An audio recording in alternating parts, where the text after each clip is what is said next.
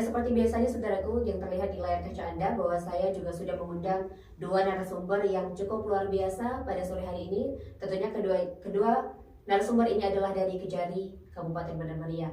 Dan di sebelah saya ini saudaraku sudah terlihat di layar kaca Anda, beliau merupakan Bapak Agus Suronto SHMH yang menjabat sebagai Kepala Kejari Kabupaten Bandar Maria. Selamat sore Bapak. Selamat sore.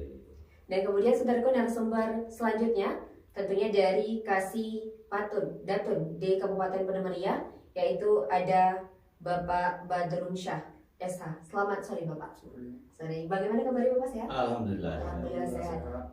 Sebelumnya terima kasih saya ucapkan karena Bapak sudah berkenan untuk hadir ke kantor Tribun Gayo ini dan mengisi talk show, dan kita akan sharing ke seluruh masyarakat di Tanah Gayo khususnya apa saja sebenarnya tugas dan fungsi dari Datun, dan masih banyak kita akan cerita kinerja-kinerja apa saja yang sudah direalisasikan oleh Kejari Bandar Maria. Ya. Baik, selama kurang lebih mungkin 1 jam ke depan ya Pak. Baik, sebelumnya Bapak kita mulai dari Bapak Ketua dulu boleh? Ya, sebenarnya Pak apa sih tugas dari Datun ini Pak? Tentang kejaksaan, di undang-undang tersebut diatur ada berbagai macam bidang, termasuk salah satunya perdata dan tata usaha negara. Intinya di perdata dan tata usaha negara itu adalah hukum. Penegakan hukum itu melakukan salah satu contoh ya, melakukan gugatan atau membatalkan suatu perkawinan yang dianggap tidak sah. Terus mengenai bantuan hukum itu adalah membantu pihak pemerintah atau yang saya sebutkan tadi di awal untuk melakukan gugatan baik secara litigasi maupun non litigasi. Artinya baik di dalam pengadilan atau di luar pengadilan.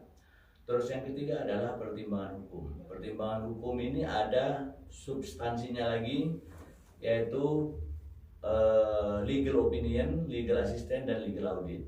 Jadi legal opinion itu adalah memberikan pendapat hukum terhadap suatu lembaga pemerintah dan apabila ada keraguan atau kegampangan dalam mengambil suatu keputusan.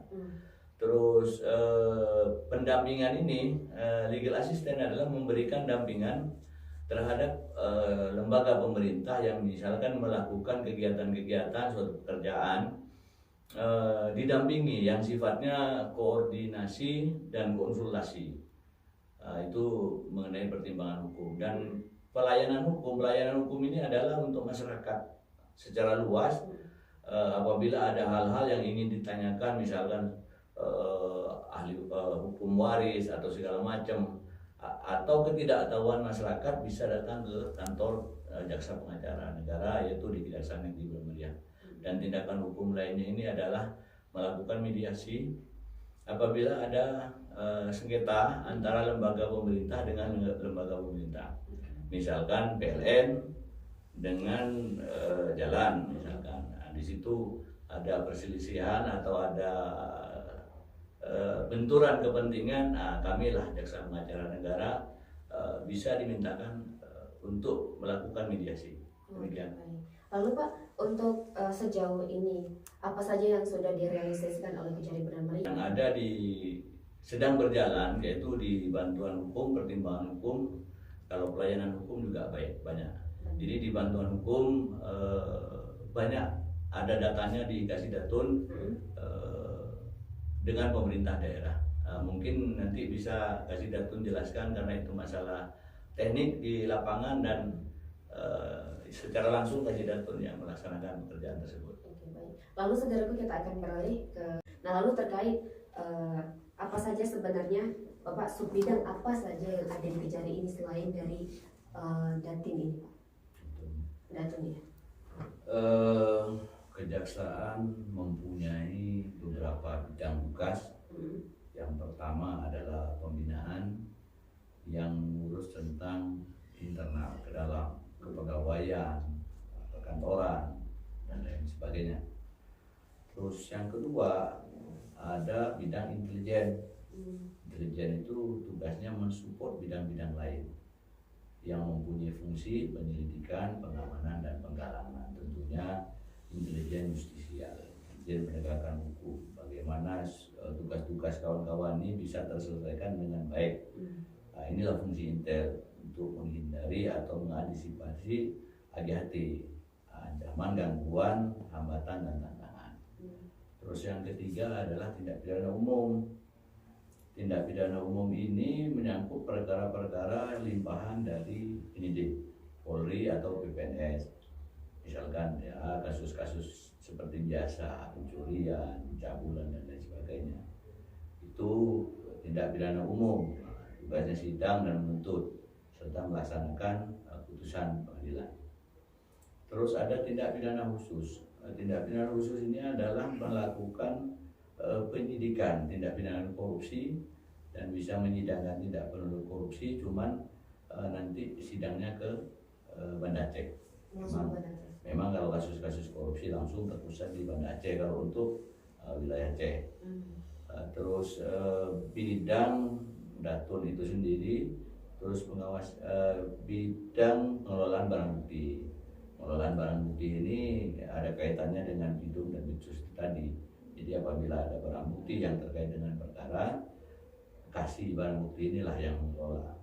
Keluar masuknya dari gedung barang bukti ke persidangan untuk dijadikan alat bukti untuk membuktikan suatu tindak pidana. Jadi kalau saya ringkas penegakan hukum itu ada 3 tahapan. Pertama, tahapan preemptif. Preemptif itu yang dilakukan seperti kayak sekarang ini. Artinya menyampaikan pesan-pesan, menyampaikan informasi apa yang boleh dan apa yang tidak boleh. Terus yang kedua adalah preventif. Preventif ini adalah pencegahan.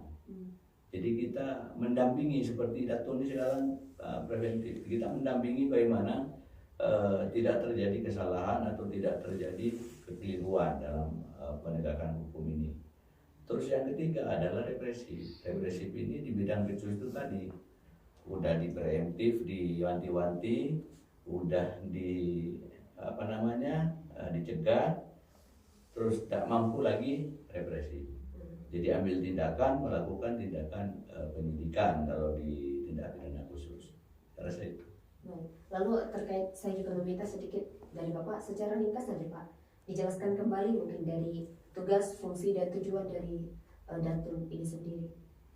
Oh, kalau tugasnya seperti yang disampaikan tadi, ada 5 layanan itu: pelayanan hukum, penegakan hukum, bantuan hukum, pertimbangan hukum, dan tindakan hukum lainnya. Itulah nama tugasnya dari bidang Datun. Kalau fungsinya sebenarnya untuk menyelamatkan kekayaan negara, itu yang pertama. Terus yang kedua, untuk menegakkan kewibawaan pemerintah. Karena bayangin aja kalau misalkan kayak kasus Krongkerto kemarin, kita tidak dampingi berapa puluh miliar atau berapa ratus miliar keluar, karena harus mengganti lahan yang untuk dijadikan genangan. Berapa jumlah luas lahan tersebut? Kalau tidak salah sekitar 150 hektar. 150 hektar. Iya. Nah, itulah salah satu fungsi daripada Datun, menyelamatkan kekayaan negara. Terus yang kedua, menegakkan kewibawaan. Misalkan seperti kasih Datun tadi cerita bahwa ada gugatan dari masyarakat terkait dengan tanah milik pemerintah daerah yang digugat.